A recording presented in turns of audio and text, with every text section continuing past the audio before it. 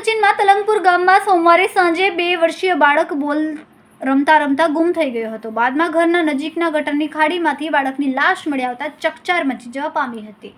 મૂળ ઓડિશાના ગંજામના વતની અને હાલમાં સચિનના તલંગપુર ગામમાં પ્રાથમિક શાળા પાસે રહેતા મનોજ ગોડાનો 2 વર્ષીય પુત્ર શુભમ સોમવારે સાંજે ઘર નજીક બોલ રમતો હતો. બાદમાં બાળક નહીં દેખાતા તેના પરિવાર અને આજુબાજુના લોકો ચિંતાતુર થઈને શોધખોળ આદરી હતી, પણ તેની ભાળ મળી ન હોવાથી પરિવારે પોલીસને જાણ કરી હતી.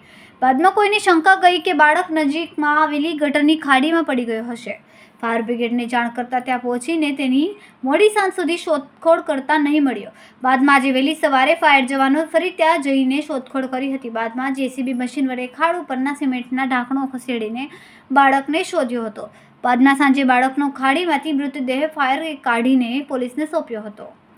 આ અંગે સચિન જીઆઈડીસી પોલીસે વધુ તપાસ હાથ ધરી છે.